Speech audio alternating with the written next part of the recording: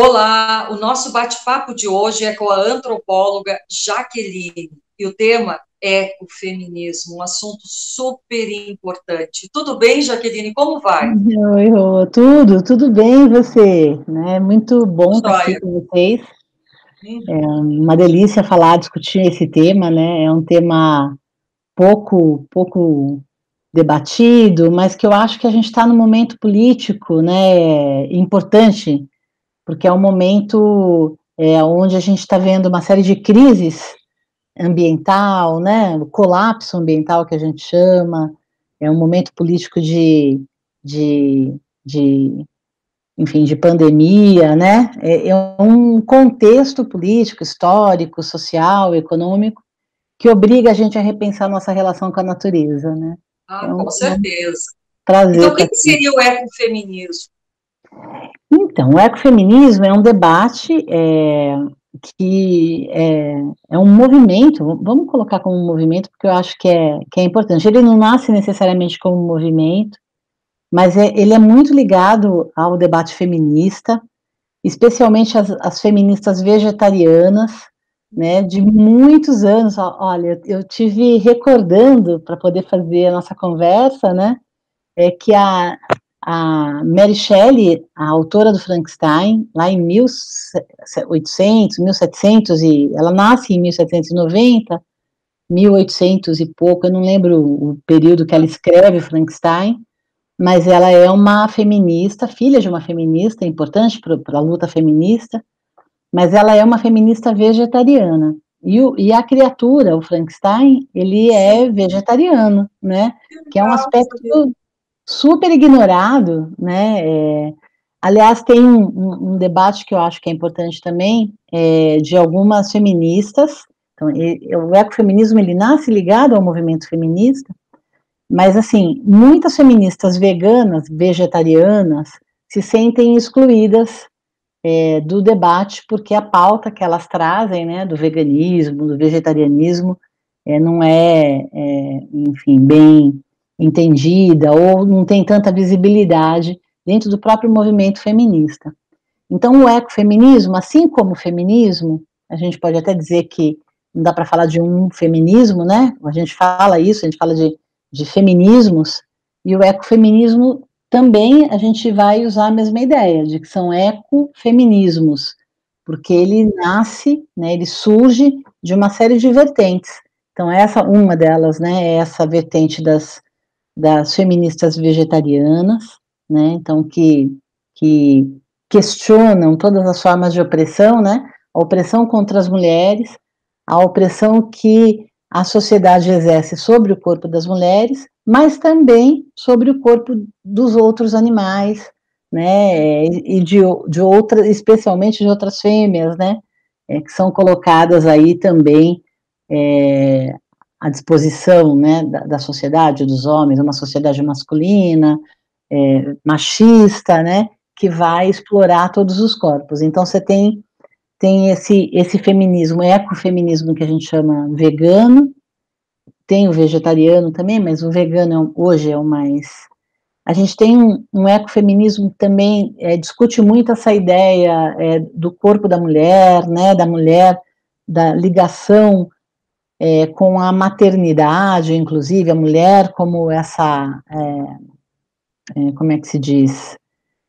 Eu até, até a Parto gente pode discutir um humanizado? pouquinho, não, mas um ecofeminismo que vai valorizar essa característica da mulher de gestar, né, de dar à luz. É uma vertente do ecofeminismo também, é um outro tipo de ecofeminismo. Eu, por exemplo, essa vertente é uma vertente que eu, às vezes, questiono, porque ela acaba por essencializando, né, assim, meio que é, é, encontrando uma essência feminina, né, trazendo uma essência feminina, ou trabalhando muito, fortalecendo essa ideia de uma essência feminina. Eu questiono um pouquinho porque ela acaba excluindo outras mulheres, né, exclui as mulheres trans, por exemplo, do debate, né.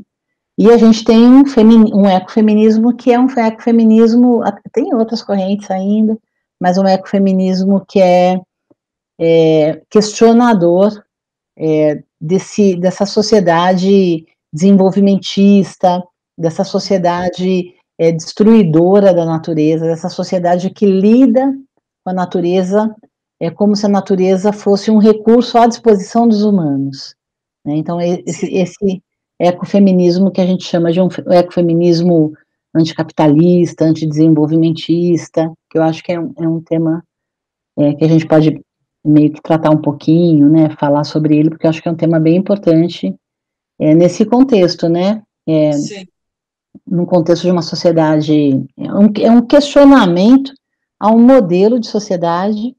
Ele não é necessariamente, é ruim quando a gente fala anticapitalista, porque parece que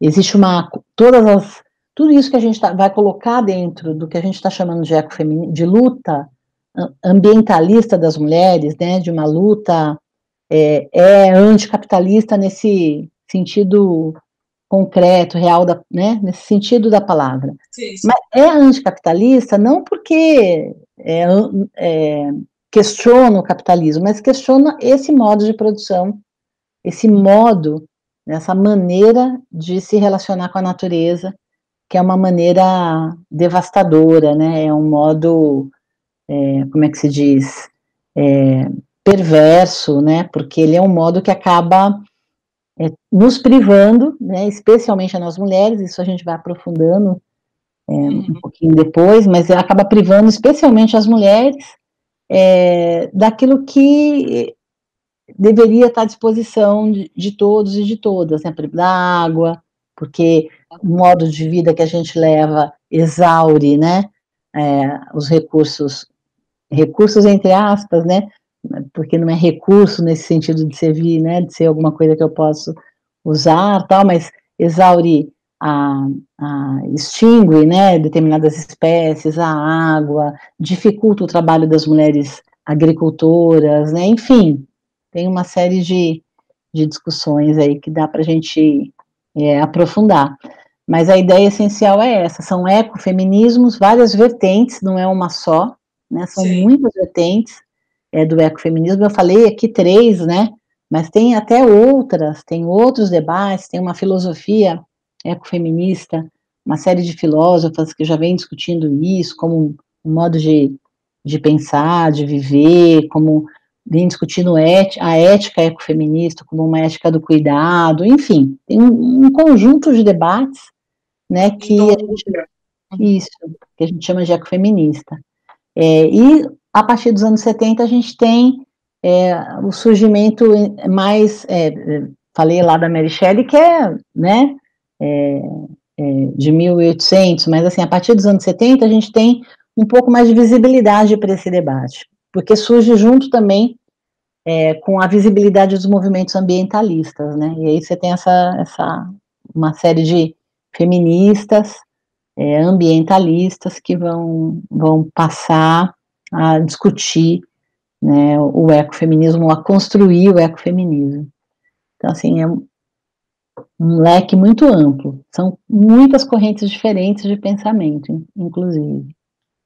Eu estava falando, eu estava pensando, assim, na condição da mulher que sempre foi de inferior, e isso também faz com que os diversos papéis que ela exerce, isso vai prejudicando muitas vezes a condição de vida dela. Então, quando existe o aquecimento global, quando existe essas tragédias ambientais, a mulher da periferia é que é mais prejudicada ainda. Ela tem que se deslocar, ela tem que sair do seu ambiente para buscar um outro lugar. Como é que é isso, assim? Umas coisas super importantes que você levantou aí, assim, falou 1 minuto, mas foi, assim, essencial, porque é bem isso, né? A gente fala de um modelo de desenvolvimento, acho que é melhor colocar nesses termos, né? Que provoca e que vem provocando desde de meados dos anos 70, acho que até por isso que o ecofeminismo tem mais visibilidade nesse período, mudanças no planeta muito, muito velozes, né? Então, assim, tem alguns autores que vão discutir esse período como uma nova era geológica, inclusive, né? E vai falar que é um período curtíssimo, curtíssimo de tempo, do ponto de vista da geologia, da idade da Terra, vamos dizer assim, do planeta, mas é um período, que é esse período de desenvolvimento industrial, que transformou a natureza tão rapidamente, né, que, assim, em 40 anos, aquilo que o planeta se transformou em, sei lá, em eras, né, e aí em 40, 50, 60, 70 anos, a gente tem um processo de produção industrial que, assim, dizimou um monte de florestas, né, que destruiu camada de ozônio, que produziu o aquecimento global, né, numa escala jamais vista, né, jamais, e num período muito rápido.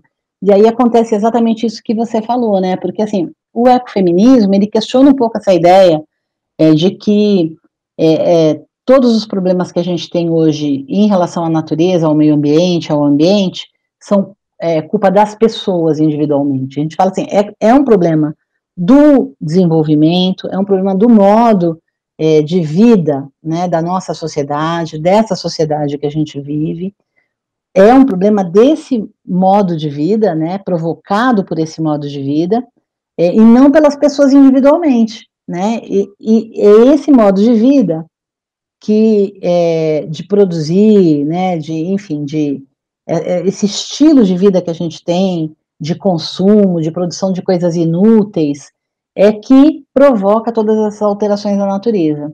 Quando faz esse movimento de alterar a natureza, as populações que mais vão sofrer as catástrofes ambientais ligadas a esse movimento são as populações mais empobrecidas do planeta, né? Não é só das cidades.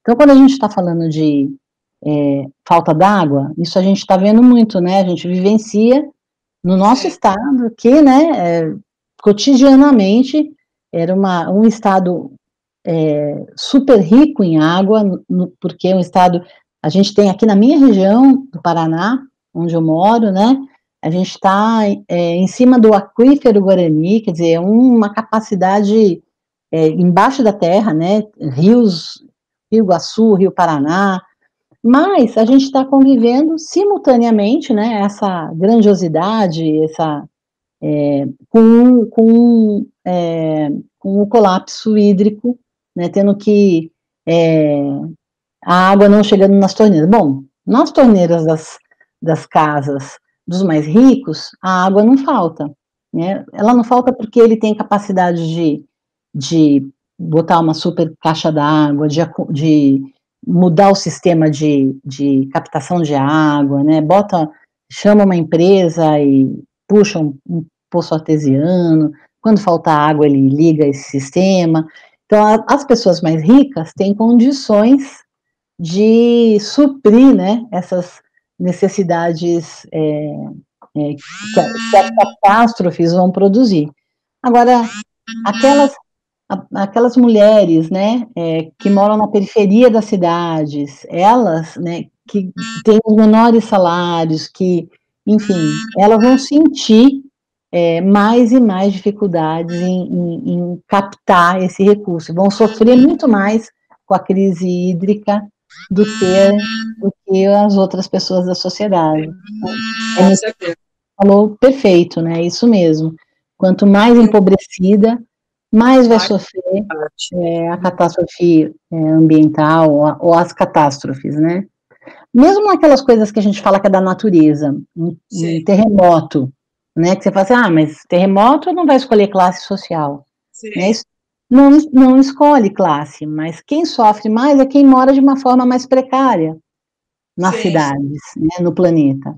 Então, você tem regiões do planeta que vão que se sacudidas, vão produzir muitas mortes, porque as casas são precárias, porque você tem dificuldade de acesso, dificuldade de socorro, né?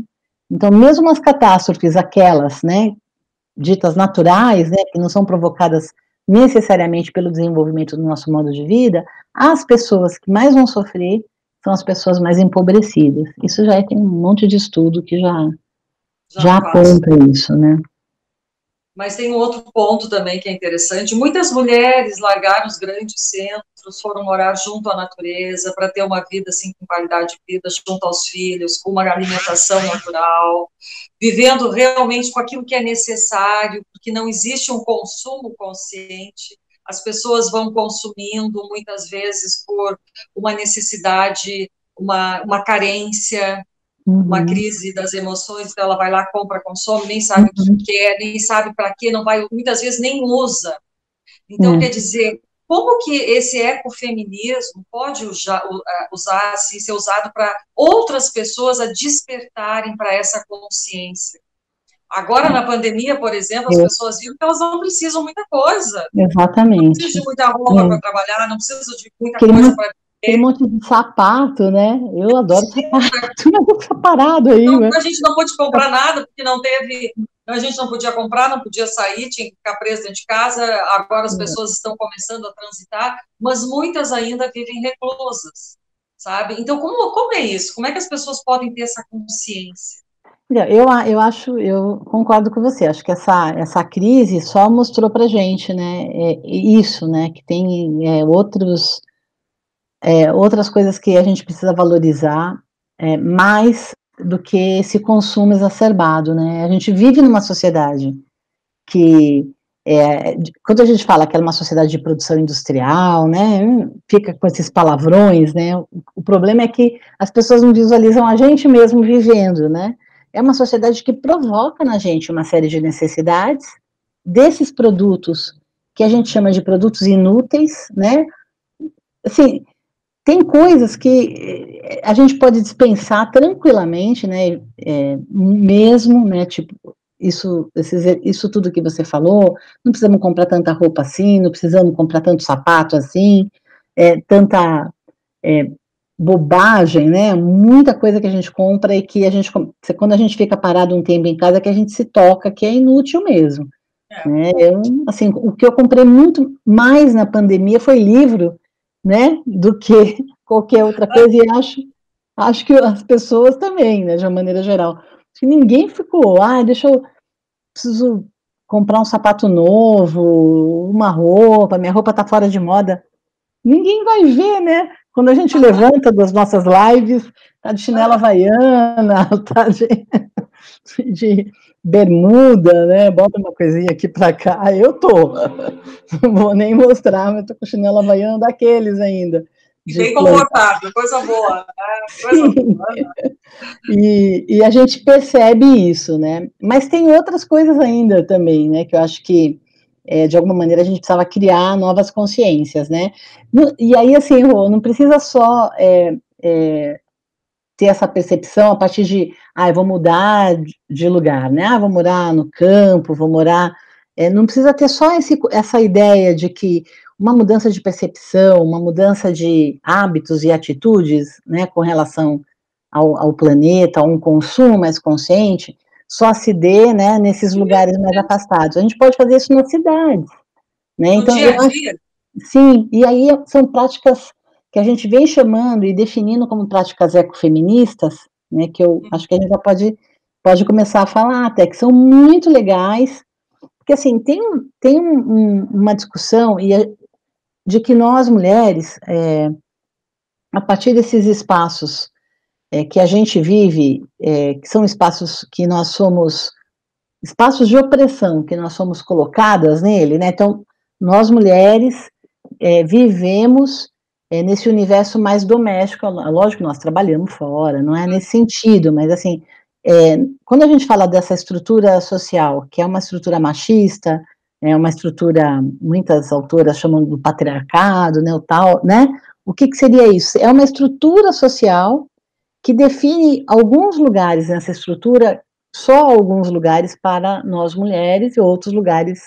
E os lugares que são definidos e colocados para nós é que nós chamamos de espaços de opressão, são espaços, né, que nós somos colocadas, né, o espaço da mulher é dentro de casa, o espaço do homem é fora, né, o público e privado, a mulher tem que cuidar da família, né, é isso que a gente muitas vezes questiona, Mas, ao mesmo tempo que esses espaços nos oprimem, eles também não produzem não é um espaço só de opressão.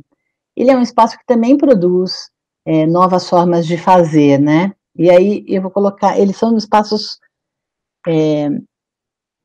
A opressão, ela não é só algo que a gente sente, vivencia, esmagando a gente vivencia isso, a gente é colocado em casa, desde pequenininha, quando as meninas nascem, de alguma maneira, mais na minha geração, você é novinha, mas na minha geração isso era muito colocado, né,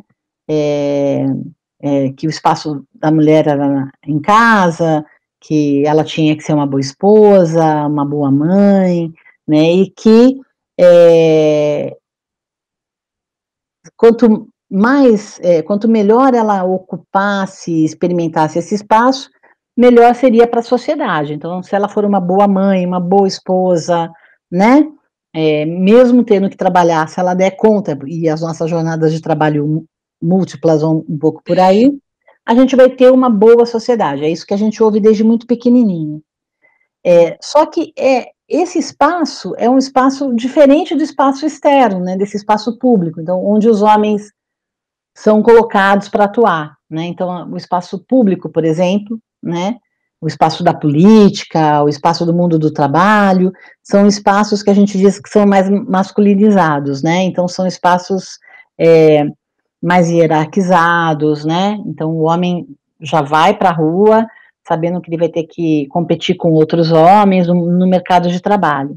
Nós temos dificuldade em exercer esse tipo de competição né, porque a gente é socializada, educada para ficar em casa nesse universo que é mais amoroso, é o universo da família, carinhoso, etc. Então, é um espaço de opressão, mas ele produz essa ideia do afeto, ela produz essa ideia de que nós não competimos não deveríamos, né, mas assim, a priori, pelo espaço, nós não competimos umas com as outras, né? Então, na nossa vivência cotidiana de mulheres, a gente vem produzindo muitos espaços questionadores desse modelo de sociedade também. E aí, fiz esse preâmbulo todo só para falar de umas práticas que eu considero que são do jeito como você propôs, aí são práticas que fazem a gente pensar e fazem a gente pensar um pouco sobre esse modelo de sociedade que a gente vive, mesmo que inconscientemente.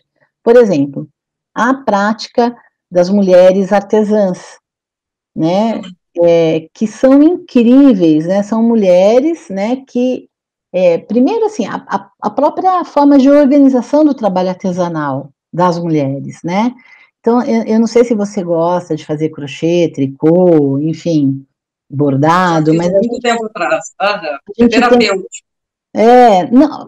Para além da ideia do terapêutico, né, a gente tem esses espaços, eles são onde as mulheres aprendem, por exemplo, eu aprendo a fazer tricô, crochê, bordado com uma outra mulher, né, e normalmente é num espaço onde a gente discute ombro a ombro, né, não é um espaço, a gente faz roda de tricô, roda de crochê, roda de bordado, não é um espaço hierarquizado, como é no mundo do trabalho, é um espaço horizontalizado, de uma vivência mais igual, mais igualitária, né, além disso, né, para além dessa ideia de ser um espaço que tem muito a ver com a lógica, com a lógica não masculina, né, é um espaço que coloca a gente para pensar no consumo e na produção de outros produtos, né, de outros materiais.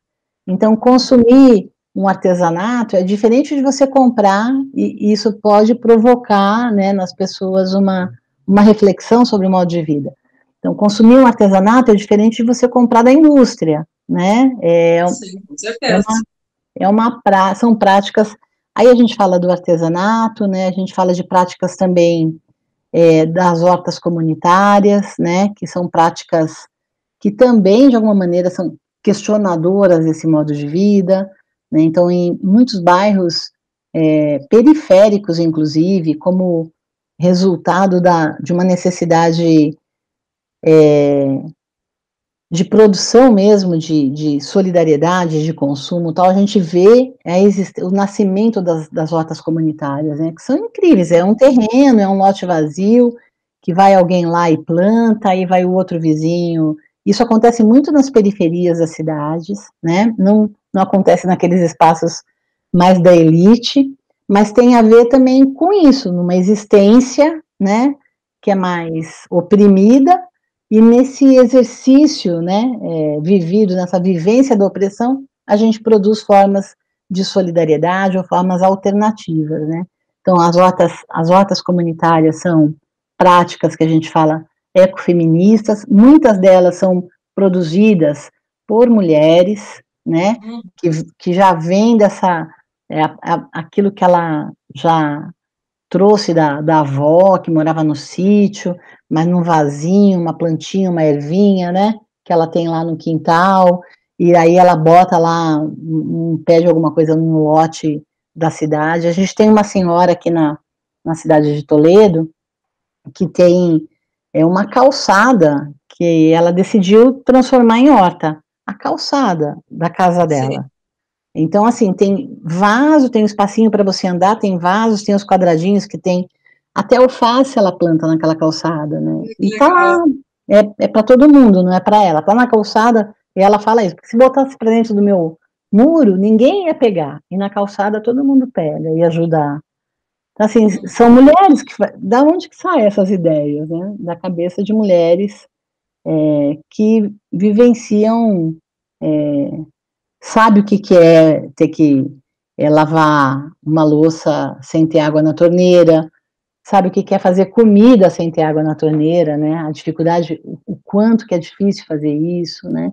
E aí busca alternativas, né? Busca produzir formas de viver que não são poluidoras, depredadoras, né? Sim. Eu acho isso tão incrível, né? Porque parece que como é que se diz?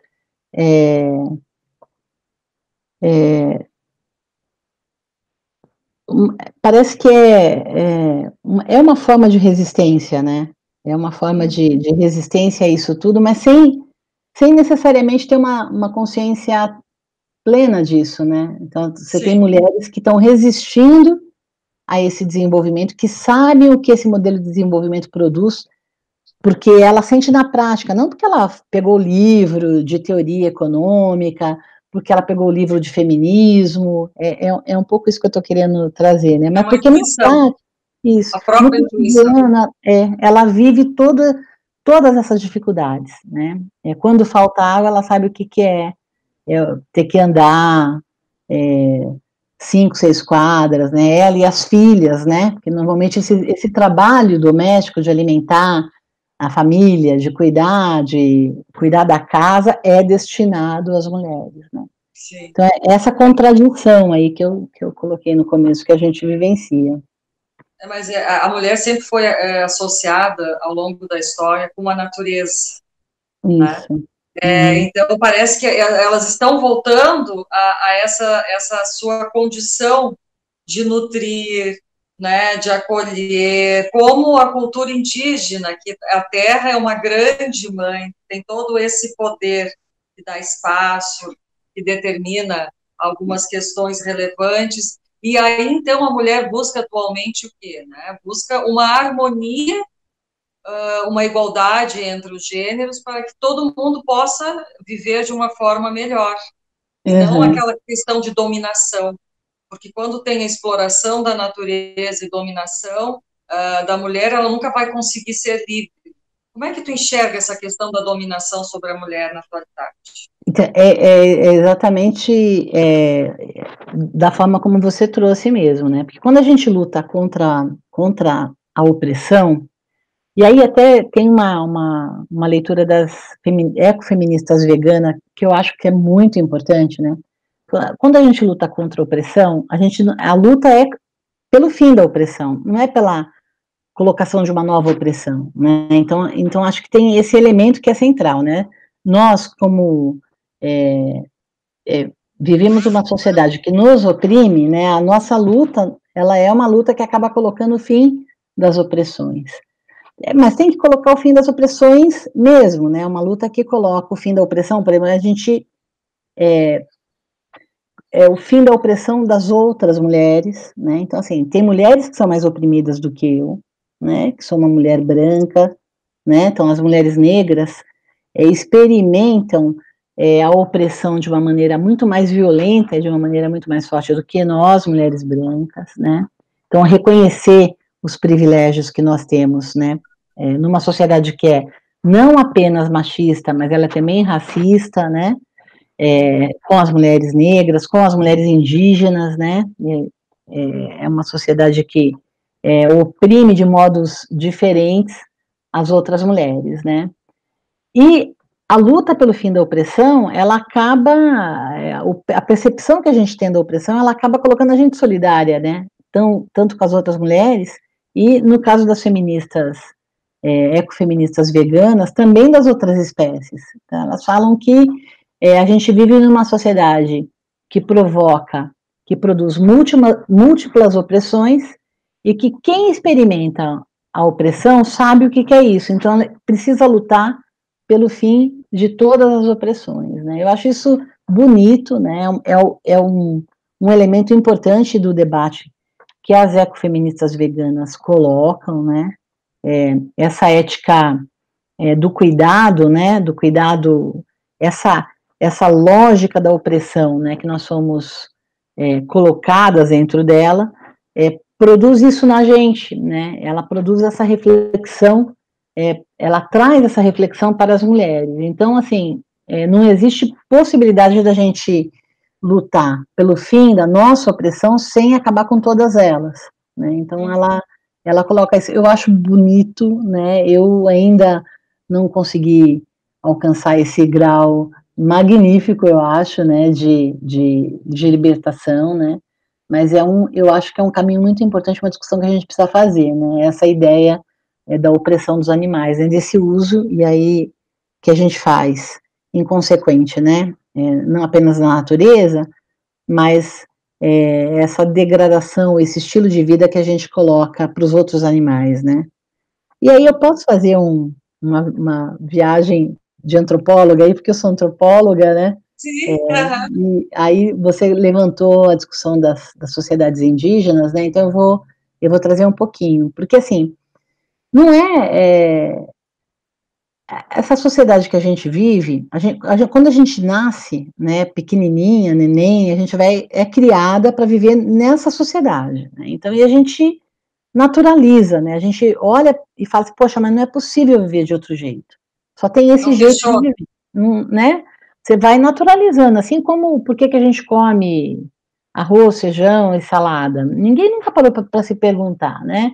Ah, por quê? Porque sim, né? É mais ou menos essa ideia. A gente nasce, toda a sociedade faz isso, né? Ela tem ela, ela produz, né? Um estilo de vida, um modo de vida, né? E o que ela vai historicamente construindo e decidindo o que é melhor, né? Melhor para a sociedade. E conforme as crianças vão nascendo, né, a sociedade vai se desenvolvendo, elas vão aprendendo a viver nessa sociedade, né? Isso é bom e ruim. É bom Sim, porque a gente não precisa ficar descobrindo que determinada planta é veneno, por exemplo, né? Experimentando e morrendo, né? Porque sim. a gente tem um acúmulo aí, a gente aprende a conhecer a natureza, a gente aprende a descobrir o que é bom e o que é ruim para a nossa saúde, né? A gente acumula e tem desenvolvimento, entre aspas, aí, né, de remédios, de produtos maravilhosos para eliminar os nossos sofrimentos, a gente aprende isso, mas a gente aprende e naturaliza, né? E acha que é só esse jeito. E esquece que tem um processo de, né, que a gente vai acumulando e que a gente pode, se a gente for para uma determinada direção, a gente pode parar em determinado momento e ir para outra, né? Porque a história, né, ela não é uma história que tem um único caminho. Eu estou falando isso porque existem outras. Aqui no Brasil, a gente tem mais de 240 sociedades indígenas diferentes, falantes de 230 e poucas línguas. A gente tem e quando a gente está falando de línguas diferentes, que falam línguas diferentes, sociedades que falam línguas diferentes, a gente está falando de modos de produzir conhecimento, né? Isso que a gente estava falando sobre a natureza, diferentes também, né? Então a gente vive numa uma riqueza, né? Numa diversidade gigante, né? De modos de vida, né? Sim. E é muito importante a gente olhar para esses modos de vida. A gente está falando assim, ó, a nossa sociedade, ela produz catástrofe ambiental, ela produz falta d'água. Não é a Dona Maria que esquece a torneira aberta ou que vai regar a plantinha dela. Não, é a nossa sociedade, o nosso estilo de vida social é que produz catástrofe ambiental, que deixa a gente sem água, deixa a gente, né, doente, né? Essa pandemia do Covid, ela é resultado, né? Algumas pessoas já vêm discutindo isso, desse estilo de produção animal, como é que se diz? Industrial, né? Um monte de galinha confinada, um monte de boi confinado, né?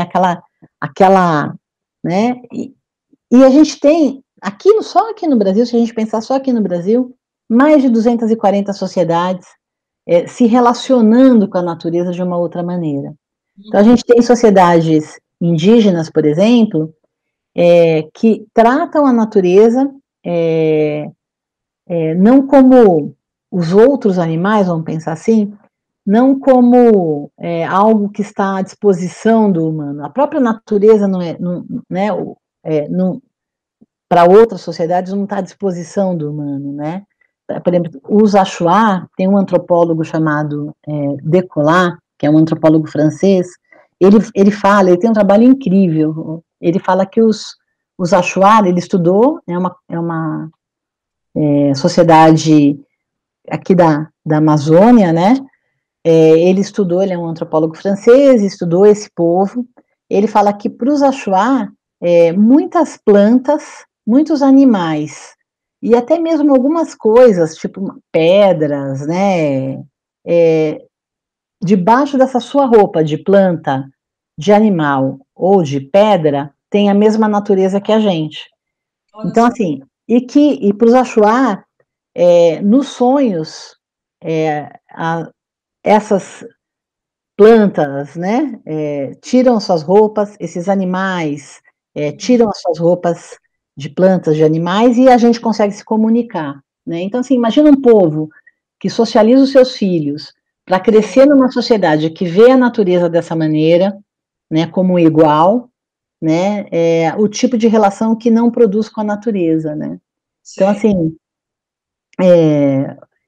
o Krenak, que é o Ailton Krenak, é um indígena famoso, aí, não sei se você já ouviu falar dele, mas ele é um filósofo, o cara é sensacional, é genial, já fez doutorado na França, enfim, é um Krenak, o Ailton é um indígena da etnia Krenak, e ele tem vários livros produzidos tal, e o Ailton ele fala, né, ele fala assim, enquanto que vocês, brancos, olham para uma montanha e veem essa montanha como algo que pode ser usado para mineração, né, como recurso, nós, Krenak, olhamos para a montanha que está do outro lado do Rio Doce, né, que está todo poluído por causa da mineração, nós olhamos para a montanha, né, e essa montanha conversa com a gente, porque a gente olha para ela de manhã quando a gente acorda, e se tem uma nuvem lá, se tem o sol, se ela vai dar sinais para a gente se vai ser um dia bom, se vai ser um dia chuvoso, aqueles sinais da natureza, né? Uma Aí, linguagem. isso. São sinais da natureza, mas que para algumas sociedades, como a relação com a natureza ela é diferente, elas são entendidas como conversa. A montanha conversa com os Krenak. Que bacana. Com a gente não, né? Ela não Claro. fala com a gente. A gente detona ela para tirar ouro, para tirar prata, né? Para destruir, né? Então acho que a gente precisa aprender, né? E aí voltando àquela questão que você colocou lá, né, atrás, aprender com essas experiências, aprender com as experiências urbanas que a gente tem, que as mulheres têm, que as mulheres estão produzindo nas cidades, as experiências dos bazares, dos brechós, né, que são experiências anticonsumistas, né, nesse sentido, as experiências das rodas de tricô, de crochê, que produz uma outra sociabilidade, incentivo nas rodas, as hortas comunitárias, mas também olhar para as sociedades indígenas, né, que são sociedades diferentes da nossa e que produzem outras formas de relação com a natureza. São sociedades que têm a natureza como algo, né, sagrado. próximo. Não necessariamente sagrado, às vezes, né, assim, eu acho é um legal, respeito. Sim, ver alguma coisa que está para além de ser só um recurso. A natureza não é um recurso, a natureza, ela tem vida, a natureza, ela é ela tem, muitas vezes, ela é alguém que nem eu, por baixo da minha roupa, né, no caso lá dos Achuar, né. Mas, assim, Jaqueline, eu acho que foi uma bela reflexão para as pessoas pararem e pensarem o que elas estão fazendo, de que maneira estão contribuindo para que a natureza ou se preserve a natureza, ou que a gente destrua a natureza e aí a gente não sabe o que vai acontecer. Uhum. Então, assim, para finalizar o nosso bate-papo, quer deixar uma mensagem para quem está nos ouvindo, de que maneira elas podem contribuir para uma vida ecológica melhor? Claro, não, voou o tempo. Eu nem percebi, falei demais, né? Vocês deviam ter me podado para eu não falar tanto. Não, queria falar mais uma coisinha, então, rapidinha, para a gente encerrar, né? E aproveitando esse gancho aí das sociedades indígenas produzindo, mostrando para a gente outras experiências, né? Eu queria falar a última coisa, que é sobre essas mesmas sociedades, diferente da nossa sociedade, que só produz o mesmo, né? Então, a nossa sociedade é a sociedade da produção industrial, da homogeneização das coisas, né? Então, produz a mesma coisa industrialmente, né? Então, a gente tem batata em produção industrial, o tadinho do franguinho lá, confinado, e daí eles vão comer os mesmos farelos, as mesmas coisas, né? A plantinha que se plantar em produção industrial, né? Ela vai ser uma plantinha com os mesmos venenos, né? As sociedades indígenas, diferente da nossa que produz homogeneização, são sociedades da diversidade. Né? Tem uma antropóloga também que eu amo de paixão, foi minha professora, chama Manuela Carneiro da Cunha, e ela falava isso, né? Ela vem estudando as sociedades indígenas como sociedades produtoras, não apenas de diversidade, e não é produtora, né? Como produtora de diversidade. Por muito tempo a gente olhava para essas sociedades e falava que elas eram preservadoras. É bom, né? As sociedades indígenas amazônicas preservam, a existência delas preservam a natureza. A Manuela fala assim, olha, não apenas preservam, como produzem diversidade. Então ela vai falar, eu anotei aqui para trazer para você uns dados, daí a gente encerra, que, por exemplo, nas sociedades do Alto do Rio Negro, existem mais de 100 variedades de mandioca. Para mim, mandioca eram uns 3, 4 tipos, e olhe lá, né? Os caiapós produzem por prazer, por gosto, né? Como se, assim, cruzam uma plantinha lá para 56 variedades de batata doce. Os Canela, que é uma outra sociedade indígena, produz 52 variedades de fava. Gente, para mim, fava era uma coisa só, fava, né? Não sabia que tinha variedade. Sim, tanta coisa, tanta riqueza, né? Que bacana. Os Wayampi, um outro povo, 17 variedades de algodão, né? E os caiapó mesmo, para os caiapó, um roçado bonito, um roçado diverso, é um roçado que nem aquele das nossas avós, eu acho que elas aprenderam com eles, né? Que trazem aí para nossa, quem tem vó que era do sítio tal, vai saber o que eu estou falando, né? Para os caiapó, um roçado bonito é um roçado diverso. Então, uma mulher caiapó, né, quando ela vai visitar um parente, no caminho, na ida e na volta, ela vai juntando mudas, né? Sim, E quando ela chega no roçado dela, ela junta essas mudas, faz cruzamento e aí produz uma planta nova, né? Então não apenas domestica a planta, mas produz diversidade. Acho que a gente tem que começar a olhar para isso, aprender com as sociedades indígenas, aprender com essa lógica das sociedades indígenas de produção de diversidade, de respeitar a natureza, aprender com as mulheres, com nós mulheres, né?